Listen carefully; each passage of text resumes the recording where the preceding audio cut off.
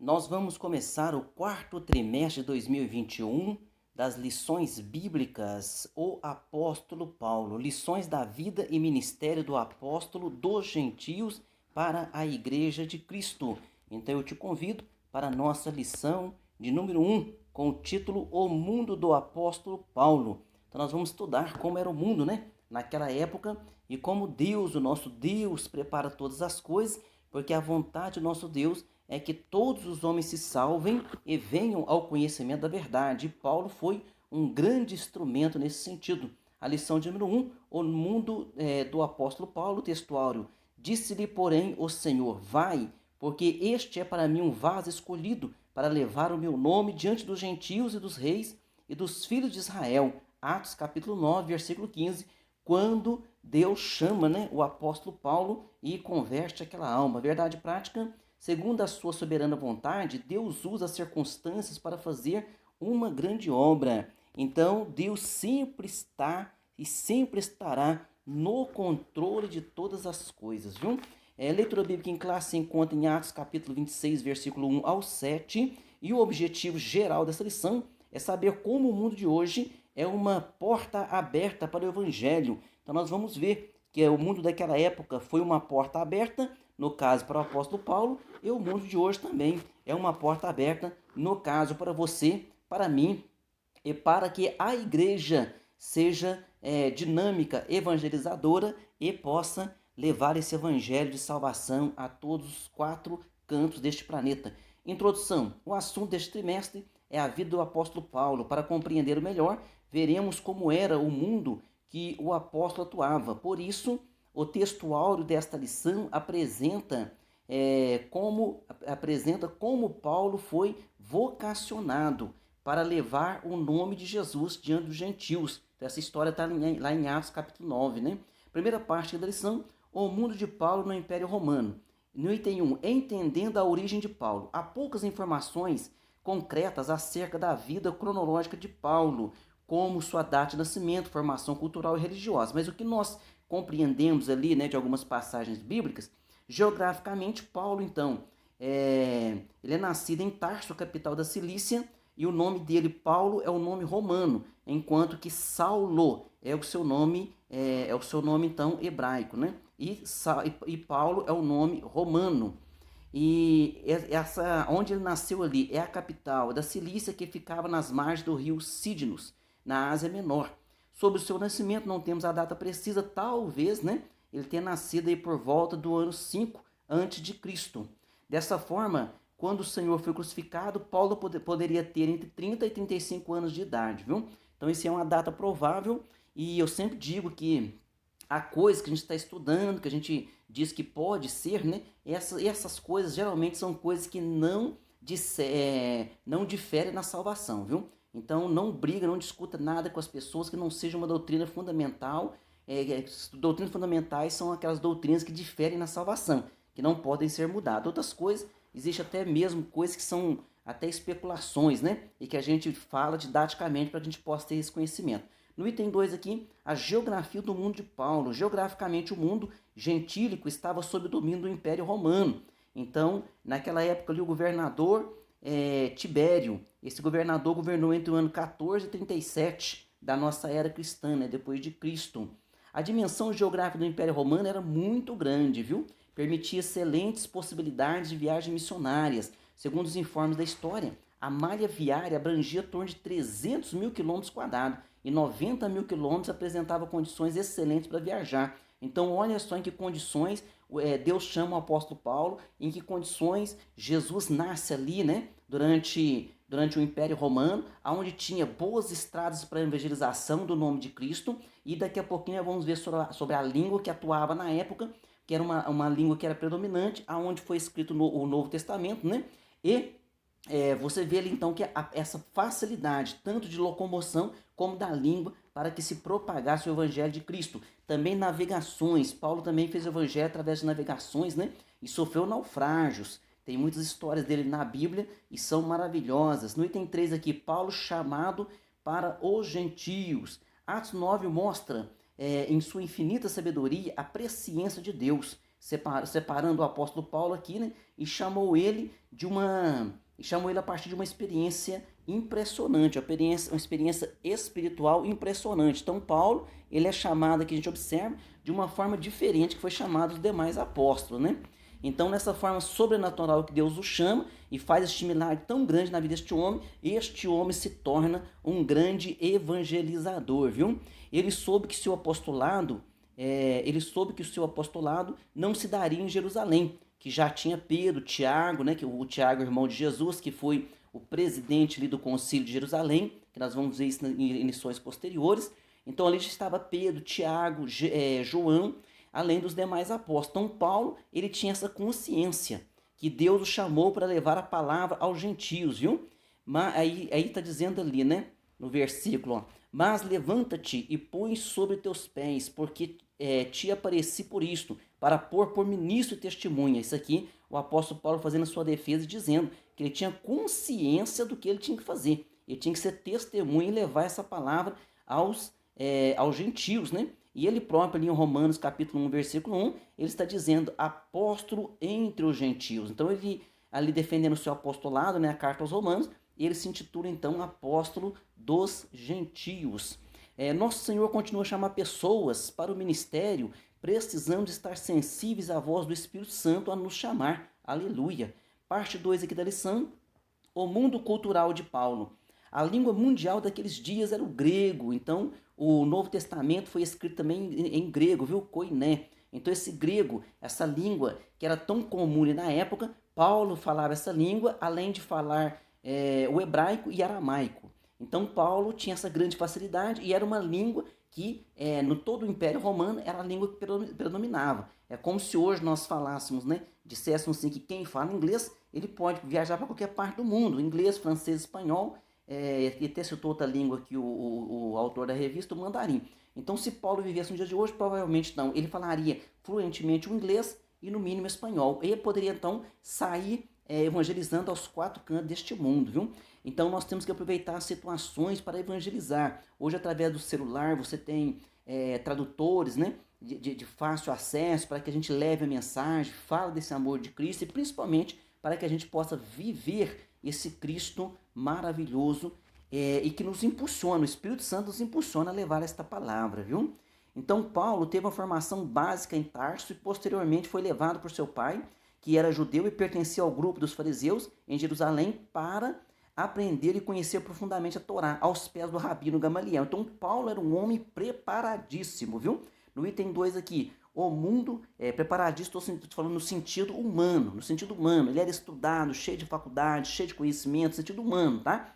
Mas depois ele mesmo diz, né, todo conhecimento humano, se nós compararmos com a palavra, com o nosso Cristo, isso é nada. Mas é claro que precisa ter o preparo humano. Você, pastor, eu quero fazer uma faculdade, então faça, eu quero fazer um curso tecnólogo, eu quero fazer um curso... qualquer um tipo de curso, faça, aprenda, faça pós-graduação, faça mestrado, faça doutorado. Por quê? Porque aprender sempre é bom, mas nós sempre temos à nossa frente, a nossa prioridade, uma bússola, que é a palavra do nosso Deus. No item 2 aqui, o mundo cultural do apóstolo Paulo. O Império Romano respeitava a diversidade religiosa, desde que respeitassem os deuses do Império. Então olha só quantos deuses, vamos dar uma olhadinha aqui, ó. Em Roma havia os cultos a entidades gregas como... Eleusis, Dionísio, Ates, que se integravam com divindades egípcias como Osíris, Ísis, Serapis, bem como as divindades orientais, Mitras e Asclépio, uma divindade de cura. Havia também, olha para você ver aqui quantas divindades, né? E isso aí, na verdade, acabou até por ajudar a propagação do evangelho, viu? Por quê? Porque como não era uma religião só, e como é uma religião, quando é uma religião só, a coisa é fechada, qualquer outra religião que tenta entrar vai ter uma grande discriminação, né? Mas eles eram politeístas, né? Havia divindade da Ásia Menor sob o domínio do Império em Éfeso, Colosso e Corinto, tais como Diana, Artemis e outras mais. Essa diversidade religiosa acabou facilitando, então, a pregação do evangelho. Olha a inteligência de Paulo quando ele chega ali no Aerópago de Atenas. Ele viu várias imagens de escultura, mas sem ofender a fé de ninguém, sem falar mal das imagens de escultura, ele começa a pregar o Deus desconhecido, que eles tinham várias imagens, e um dos altares estava vazio, e aquele altar vazio ele escreveu assim, ao Deus desconhecido, que eles tinham medo de ter faltado algum Deus, né, para adoração. Então Paulo começa a falar para eles do Deus desconhecido, que fala que esse Deus é o verdadeiro Criador dos céus e da terra, e que se possível fosse, nós poderíamos apalpá-lo de tão perto que ele está de nós, mas no entanto ele não é feito por mãos humanas. Então Paulo agora falou para eles que as imagens de escultura não podem beneficiá-los, mas falou isso de uma maneira educada, de uma maneira respeitosa, e dizendo que o Deus verdadeiro não pode ser feito então de mãos humanas, nem de ouro, de prata ou madeira. E isso conquistou o coração daqueles homens, porque eles tiveram curiosidade de ouvir Paulo ainda mais. No item 3 aqui, a influência da filosofia grega. Neste mundo religioso havia influência da filosofia grega, né? Essencialmente o Império Romano era politeísta, vários deuses, e Paulo referiu-se a isso lá em 1 Coríntios 8,5, né? Uma bela passagem, leia lá 1 Coríntios 8,5, versículo 6 também. A influência filosófica grega, especialmente do gnosticismo, né? Era muito forte e acabou influenciando o pensamento de muitos cristãos, até os cristãos, né? Se não tomar cuidado, mesmo sendo crente, mesmo sendo cristão, pode ser levado também a isso, né? O corpo é ruim, o corpo não presta, nós temos que dar ênfase só para o espírito. Então todo tem que tomar cuidado. O dualismo, né? O dualismo, não, isso aqui é bom, mas que lá também não é ruim. Então vai englobando tudo. Nós temos que tomar muito cuidado, porque isso vai adentrando, né? Na nossa mente, vai adentrando nos conceitos. E daqui a pouco, ao invés de nós pregarmos o Deus verdadeiro, único Senhor e Salvador Jesus Cristo, nós também estamos, vamos também deixar a desejar, né? Como proclamadores do Evangelho, devemos pensar em estratégias a fim de que nossos jovens e adolescentes, bem como a maturidade cristã, possam expressar as razões da fé. Então nós temos que ter este cuidado, né? Esse cuidado, por quê? Porque hoje, através da internet, todo mundo vira pregador, todo mundo vira teólogo. Esses dias vi um rapaz muito novinho falando de umas questões teológicas, né? E falando assim de uma maneira errônea. E eu fiquei impressionado com a idade dele, falando de uma maneira errônea, mas isso aí tá lá o adolescente vendo, acha bonito, que coloca umas figurinhas, fica uma coisa assim chamativa, né? Mas na verdade não é porque a pessoa é ruim de forma alguma, mas é porque a pessoa foi mal ensinada e ele então vai transmitir aquele conhecimento ou aquilo que ele aprendeu de modo errado, ele transmite. Então nós precisamos ensinar da maneira certa o Santo Evangelho e as doutrinas do nosso Senhor Jesus Cristo. E Paulo foi um dos maiores defensores do Evangelho. Está aí as suas cartas para que a gente possa colocar em prática. Parte 3 da lição, o mundo religioso de Paulo. No item 1, Paulo se identifica como judeu. Então, em Atos 22, ali, Paulo declara na sua defesa, né, que está fazendo de Jerusalém, inclusive ele falou na língua hebraica, eles esperavam que ele falasse em grego, mas ele falou em hebraico. Então ali ele diz, né, que ele é judeu, ele diz ali, foi nascido em Tarso, ele diz que era defensor da fé judaica, ele era fariseu, né, e ele diz que na sua idade não havia ninguém que superasse ele na doutrina, ele era religioso ao extremo.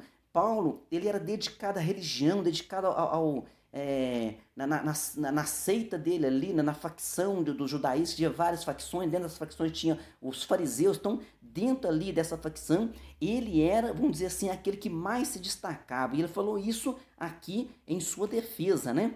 E ele aprende aos pés de Gamaliel, então ele realmente tinha muito conhecimento, né? Então eles não poderiam acusar ele de falta de conhecimento da lei, da Torá, dos ritos, não, Paulo era tremendo, inclusive ele diz, né, que é da tribo de Benjamim, que no item 2 ele diz isso, ó.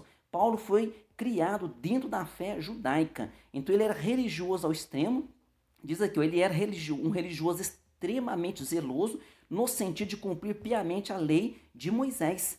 Então, nessa questão, ele era totalmente instruído, e ele aprendeu que aos pés de Gamaliel, né? Então você vê que o apóstolo Paulo realmente é uma incógnita para os judeus, porque os judeus, né, eles têm essa mania de não crer que Jesus é o Messias. Mas como que eles explicam um camarada de tanta fé, pessoa cheia de conhecimento, criado aos pés de Gamaliel, defendia a fé, perseguia os cristãos, como que esse homem agora se torna um cristão autêntico, verdadeiro, e o principal ali, né, o mais proeminente dos ensinadores nossos, que tem as suas cartas descritas ali na Bíblia Sagrada.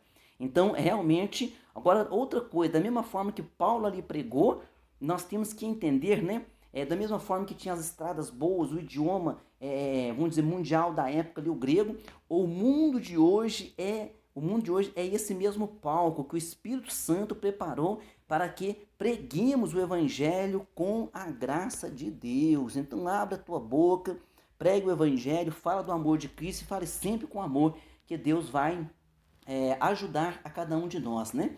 Conclusão, a cultura geral de Paulo adquiriu, a cultura geral que Paulo adquiriu ao longo da sua vida tornou-o capaz de enfrentar os oponentes do Evangelho com ousadia e ciência. Então o próprio Cristo falou, né? Este é um vaso precioso e eu lhe mostrarei o quanto deve padecer pelo meu nome. Então Deus fala ali que levaria ele diante de reis, levaria diante de magistrados, levaria em vários lugares, porque ele entraria naqueles lugares e ali ele então iria discorrer e falar do amor de Cristo. Muito bem, vamos para as nossas perguntas. De número 1, Paulo era natural de qual cidade? Tarso. Não confundir Tarso com Tarsis, né? Onde Jonas estava fugindo, né? Jonas foi fugir, ao invés de ir para Nínive pregar, ele queria ir para Tarsis. Então não é o Tarsis de Jonas, não, é Tarso, tá? Capital da Cilícia. Pergunta 2, o que Atos mostra? Capítulo 2, pergunta 2, o que Atos capítulo 9 mostra? Mostra o grande chamado do apóstolo Paulo de maneira sobrenatural. Deus chama aquele homem, né? E torna ele, diz que é um vaso escolhido, e eu lhe mostrarei o quanto deve padecer pelo meu nome, e ele se torna ali um proeminente apóstolo do nosso Senhor Jesus Cristo, que até nos dias de hoje nos ajuda então as suas cartas, seus ensinamentos, que fazem parte da Bíblia Sagrada. Pergunta 3, qual era a língua mundial nos dias de Paulo? É o grego koiné, né? O grego também que foi escrito o Novo Testamento.